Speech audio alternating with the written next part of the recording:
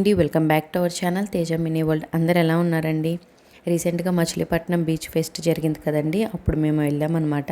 So అప్పుడు తీసిన video మీతో షేర్ చేసుకుంటున్నాను. చాలా డేస్ తర్వాత, అంటే కొంచెమే తీసానండి. సో మా ఎక్స్పీరియన్స్ ఎలా ఉందో కూడా షేర్ చేస్తాను. మేమైతే బీచ్కి వెళ్ళడం ఇదే ఫస్ట్ టైము.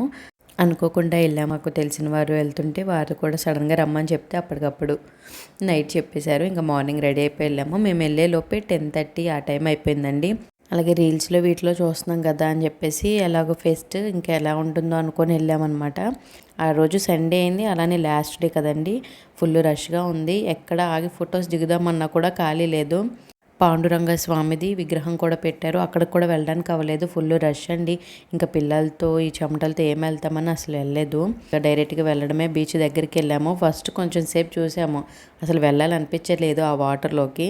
మనం వెళ్ళకపోయినా పిల్లలు ఆగరు కదండి, అందులోనూ ఫస్ట్ టైం కదా, అసలు ఆగట్లేదు అనమాట ఎలా ఉంటుందని. ఇంకా చిన్నవాళ్ళు ఏంటంటే ఫారెన్ వీడియోస్ ఎక్కువ చూసి ఇంకా బీచ్ అంటే అలా ఉంటుందేమో అని ఎక్స్పెక్ట్ చేశారు. అక్కడికి వెళ్ళిన తర్వాత ఏంటి ఇంతమంది వచ్చారు అని అడుగుతున్నారు. అక్కడికి వెళ్ళిన తర్వాత బోట్ రేస్ జరుగుతుందండి, అటువైపు కొంచెం అది చూసాము సైడ్కి. సో వాటర్ అయితే చాలా మురుకులుగా ఉన్నాయండి. అంటే ఇక్కడ పోర్ట్ వచ్చింది కదా, అంతా కన్స్ట్రక్షన్స్ ఏవో జరుగుతున్నాయి, అందువల్ల ఇలా ఉన్నాయి అని అయితే అంటున్నారు. అలాగే మెయింటెనెన్స్ కూడా అస్సలు బాగాలేదండి. డ్రెస్సెస్ చేంజ్ చేసుకోవడానికి రూమ్స్ కానీ ఏం లేవు, జస్ట్ కటన్స్లా ఏంటో కట్టారు కానీ అసలు బాగాలేదన్నమాట. ఒక 2-3 అవర్స్ అయితే ఫుల్ ఎంజాయ్ చేశారండి. ఇంకా వారి హ్యాపీనెస్ కోసమే కదా. నార్మల్ డేస్లో తక్కువగానే ఉంటారు అనుకుంటాను, ఇంక ఈ ఫెస్ట్ కదా ఎక్కువ మంది వచ్చారు. కొంతమంది ప్లాన్డ్గా అయితే వచ్చారు, ఫుడ్ కూడా ఇంటి దగ్గర నుంచే తీసుకొని వచ్చేసి అందరూ మన కార్తీక మాసం వనభోజనాలకి ఎలా అయితే ఉంటుందో అలా ఫ్యామిలీస్ వచ్చేసి అలా చెట్ల దగ్గర కూర్చొని మంచిగా సర్వ్ చేసుకుంటున్నారు. అలా వస్తే బెటరే. అక్కడ ఫుడ్ కూడా అసలు బాగాలేదండి. వారేమాట్ సైడ్ వాటర్లో మంచిగా ఎంజాయ్ చేస్తున్నారు. మేము ఇక్కడ బోట్ రేస్ చూస్తున్నాము. ఈ బోట్ రేస్ కూడా ఒక 2 టైమ్స్ చూసే వరకు అసలు అర్థం అవ్వలేదండి ఎట్లా వెళ్తున్నారు ఏంటి అనేది. కొంతమంది బాగా స్పీడ్గా వెళ్ళేసి వస్తున్నారు, కొంతమంది స్లోగా వస్తున్నారు. అలాగే వారి నేమ్స్ అవి తీసుకొని అయితే చెప్తూ ఉన్నారనమాట. ఈవినింగ్ అయితే బాగుంది అని కూడా అన్నారు. కాకపోతే పిల్లలు వాటర్లో ఆడుకోవడం కోసం కదా అడుగుతున్నారని చెప్పేసి మేము మార్నింగే వచ్చాము.